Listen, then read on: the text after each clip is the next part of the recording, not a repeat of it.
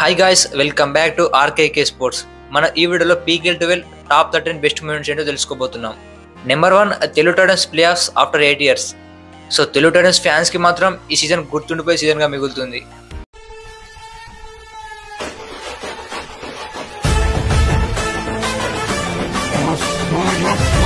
ఎందుకంటే తెలుగు టైటన్స్ చూసుకుంటే 8 సంవత్సరాల తర్వాత ప్లే ఆఫ్స్ వెళ్ళింది.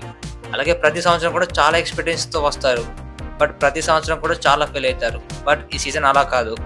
అయితే ఒక ఎగ్జాంపుల్ చెప్పాలంటే ఐపీఎల్లో ఆర్సీబీ ఎలాగానో కబడ్డీలో తెలుగు టైటన్స్ అలాగా. ఎందుకంటే ఆర్సీబీని ప్రతి సీజన్ కూడా ట్రోల్ చేస్తారు, ఈసారి కప్ నమ్దే. బట్ ఆర్సీబీ లాస్ట్ సీజన్ లో కప్ గెలిచింది. అలాగే తెలుగు టైటన్స్ చూసుకున్నా కూడా ప్రతి సీజన్ లో ట్రోలింగ్ అవుతూ వచ్చింది. బట్ ఈ సీజన్ చూసుకుంటే చెక్ పెట్టేసింది. ఇది కరెక్ట్ గా చెప్పేవయ్యా. సో ప్రతి టీం కూడా ఒక సీజన్ అని ఉంటుంది. సో తెలుగు టైటన్స్ కి అది ఈ సీజన్. సో తెలుగు టైటన్స్ ఈ సీజన్ ప్రూవ్ చేసుకుంది. బట్ లాస్ట్ వచ్చిన మిస్టేక్ చేయడంతో కప్ అనేది గెలుచుకోలేకపోయింది.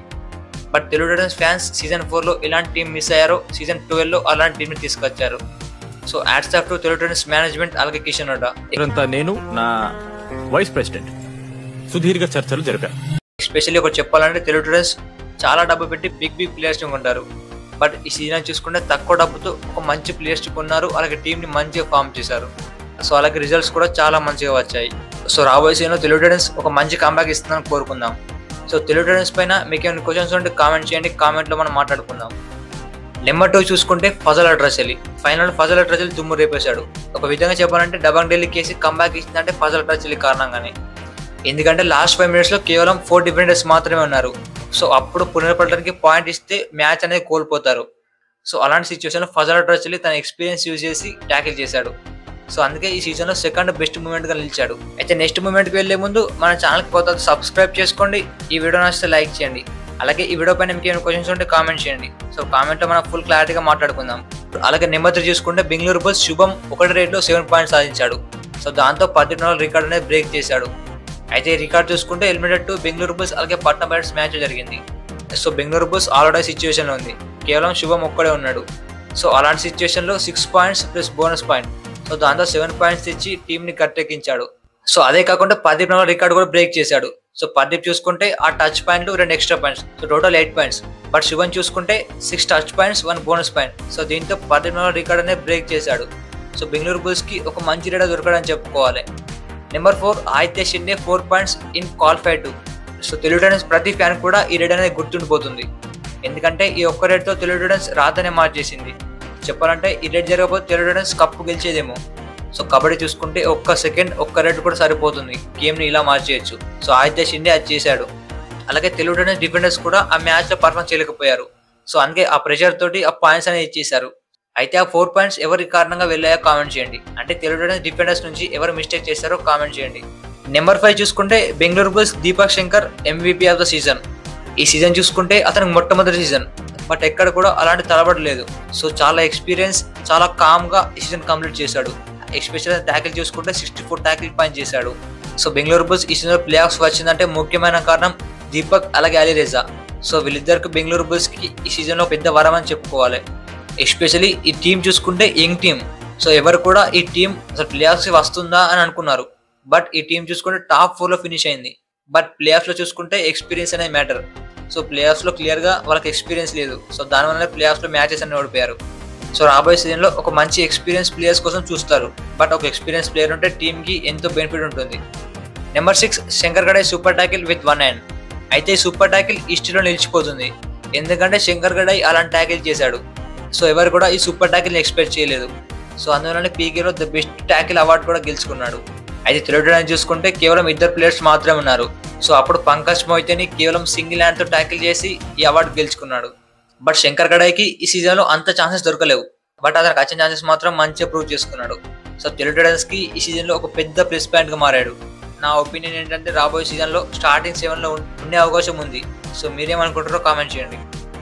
Number 7 Patna pirates 1% play of chances. అయితే ఐపీఎల్ చూసుకుంటే ఆర్సీబీ ఎలా సాధించిందో పీకేలో చూసుకుంటే పట్నా పైరేట్స్ అలా సాధించింది. సో ఎవరు కూడా పట్నా పైరేట్స్ ప్లే ఆఫ్స్కి వెళ్తుంది అనుకోలేరు. సో ప్లే ఆఫ్స్కి వెళ్ళడం కాక ఎలిమినేటర్ 3 దాకా కూడా వెళ్ళారు. అలాగే ప్లే ఆఫ్లో చూసుకుంటే కూడా ప్రతి టీంకి చాలా టఫ్ ఫైట్ అనేది ఇచ్చింది. ఎస్పెషల్లీ ప్లే ఆఫ్స్ కంటే ముందు చూసుకుంటే వరుసగా 5 మ్యాచ్లు గెలిచారు. అలాగే ప్లే ఆఫ్స్ వచ్చి చూసుకుంటే వరుసగా 3 మ్యాచ్లు గెలిచారు. బట్ టైటన్స్ తో మినహాయించి ప్రతి మ్యాచ్ కూడా 100% ఇచ్చారు. సో పట్నా పైరేట్స్ చూసుకుంటే టీం అనేది బ్రిలియంట్ గా ఉంది. ఎస్పెషల్ టాప్ రైడర్ చూసుకుంటే అయాన్, అలాగే టాప్ డిఫెండర్ చూసుకుంటే నవదీప్. సో ఈ 2 ప్లేయర్స్ పట్నా పైరేట్స్ లో ఉండడం బిగ్గెస్ట్ ప్లస్ పాయింట్ గా మారింది. Number 12 PKL12 first time golden red. అయితే PKL12 చూసుకుంటే కొత్త రూల్స్ తో ఫ్యాన్స్ ని ఎంతో అలరించింది. అలాగే కొత్త రోజు చూసుకుంటే టై బ్రేకర్ కాకుండా అలాగే గోల్డెన్ రెడ్ కూడా పెట్టారు. సో అందువల్ల ప్రతి మ్యాచ్ కూడా చాలా ఇంట్రెస్టింగ్ గా జరిగింది. అలాగే ఈ సీజన్ లో చూసుకుంటే కేవలం ఒకటే గోల్డెన్ రెడ్ జరిగింది. సో అది కూడా డబంగ్ ఢిల్లీ ఈజీగా గెలిచేశారు. అయితే ఈ మ్యాచ్ చూసుకుంటే డబంగ్ ఢిల్లీ అలాగే పునే పల్టన్ 28-28 తో ఈక్వల్ గా ఉన్నారు. అలాగే టై బ్రేకర్ చూసుకున్నా కూడా 5-5 తో ఈక్వల్ గా ఉంది. సో అప్పుడు గోల్డెన్ ఢిల్లీలో డబంగ్ ఢిల్లీ టాస్ గెలిచి లీడింగ్ ఎంచుకుంది. So Ashu Malik bonus plus 1 point తెచ్చి డబంగ్ ఢిల్లీని గెలిపించాడు. Number 9 Ayaan top 1 raider of the season. ఈ సీజన్ లో చూసుకుంటే అయాన్ 22 మ్యాచ్ ఆడితే 300 రెడ్ పాయింట్స్ సాధించాడు. అలాగే అయాన్ చూసుకుంటే 300 క్లబ్ లో కూడా చేరిపోయాడు. అలాగే ఈ 300 క్లబ్ లో చూసుకుంటే పర్దీప్ నర్వాల్, రాహుల్ చౌదరి, పవన్ శర్వాత్, అలాగే నవీన్ కుమార్. సో ఇలాంటి టాప్ ప్లేయర్ లిస్ట్ లో చేరిపోయాడు. సో అయాన్ చూసుకుంటే PKL12 లో ద బిగ్గెస్ట్ ఎసెట్ గా మారాడు పట్నా పైరేట్స్ కి. Number 10 Jang Kun Lee PKL12 first raid. Jang Kun Lee చూసుకుంటే చాలా అయిన తర్వాత PK లో మొట్టమొదటి రేడ్ కి వెళ్ళాడు. సో ఆ మ్యాచ్ లో పర్ఫార్మ్ చేయలేకపోయినా కూడా అతను రేడింగ్ అయితే చేశాడు. సో అది ఎప్పుడు జరిగింది అంటే బెంగాల్ వారియర్స్ అలాగే తమిళ తలవాస్ మ్యాచ్ లో జరిగింది. సో ఆ మ్యాచ్ లో జాంకోన్లీ పర్ఫార్మ్ చేయలేకపోయినా కూడా రేడింగ్ అయితే చేశాడు. సో ఫ్యాన్స్ కి అదే కావాలి. నెంబర్ 11 భరతుడా ఆల్రౌండ్ షో. నెంబర్ 11 భరతుడా ఆల్రౌండ్ షో. అయితే భరత్ చూసుకుంటే ఈ సీజన్ లో 21 మ్యాచెస్ ఆడాడు. 21 మ్యాచెస్ లో 247 రెడ్ పాయింట్స్ సాధించాడు. అలాగే రేడింగ్ లో కాకుండా కూడా డిఫెన్స్ లో చూసుకుంటే 17 ట్యాకిల్ పాయింట్ చేశాడు. సో తెలుగు టైటన్స్ ఈ సీజన్ లో ఇంత మంచి పర్ఫార్మెన్స్ ఇచ్చిందంటే ముఖ్యమైన కారణం భరతుడా, అటు రేడింగ్ లో కానీ డిఫెన్స్ లో కానీ. అయితే టీం ఎప్పుడు ఆపదలో ఉన్నా కూడా భరతుడా పాయింట్ తీసుకొచ్చేవాడు. అయితే వచ్చే సీజన్ తెలుగు టైటన్స్ లో భరతుడా ఉంటాడని కోరుకుందాం. అలాగే తెలుగు టైటన్స్ కప్పు కొడుతుందని కోరుకుందాం. Number 12 Dabang Delhi 2 titles. డబంగ్ ఢిల్లీ చూసుకుంటే సీజన్ 8 లో కప్పు గెలిచింది. మళ్ళీ సీజన్ 12 లో కప్పు గెలిచి సెకండ్ టైటిల్ గెలుచుకున్నారు. సో ఎస్పెషల్లీ ఈ టీం చూసుకుంటే సీజన్ స్టార్టింగ్ నుంచి ఫుల్ డామినేషన్ చూపిస్తుంది. టీం చూసుకుంటే వెల్ బ్యాలెన్స్ గా ఉంది. అటు ఎక్స్పీరియన్స్ ఉంది, అలాగే స్పీడ్ ఉంది. Number 13 Navdeep top defender of the season. Navdeep చూసుకుంటే ఈ సీజన్ 21 మ్యాచెస్ ఆడితే 73 ట్యాకిల్ పాయింట్ చేశాడు. అలాగే ఈ సీజన్ చూసుకుంటే 6 IPI కూడా సాధించాడు. సో పట్నా పైరేట్స్ కి బిగ్గెస్ట్ ఎసెట్ గా మారాడు. సో ఎందుకంటే టీం చూసుకుంటే ఫస్ట్ హాఫ్ లో పూర్తి ఫెయిల్ అయింది. బట్ ఫస్ట్ హాఫ్ లో ఇతను ఒక్కడే ఉండకపోవడం చేశాడు. బట్ ఎప్పుడైతే సెకండ్ హాఫ్ స్టార్ట్ అయిందో టీం మొత్తం కాన్ఫిడెన్స్ తో నిండిపోయింది. ఎస్పెషల్లీ అయాన్ అలాగే నవదీప్. సో ఈ 2 ప్లేయర్స్ మాత్రం తగ్గేదేలే. సో అందుకే పట్నా పైరేట్స్ ప్లే ఆఫ్స్ కి చేరుకున్నారు. అలాగే Patna pirates play of chances కూడా తక్కువనే ఉండే. సో అలాంటి సిచ్యువేషన్ నుంచి ప్లే ఆఫ్స్ దాకా వచ్చినంటే గ్రేట్ అని చెప్పుకోవాలి.